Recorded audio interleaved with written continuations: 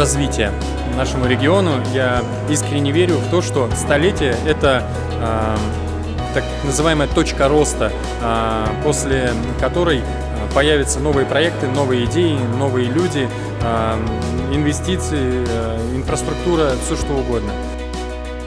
Знаете, мы являемся участниками последнего мероприятия, это вот гала-концерт. Я представитель Кайгородского краеведческого музея, это единственный в районе музей. И мы, Кайгородский музей, организовали на гала-концерте 2 выставки. «Республика Коми глазами кайгородцев» – это выставка как результат одноименного конкурса, и выставка «Кладовая ремесел». Здесь представлены мастера, изделия мастеров нашего района, Кайгородского района.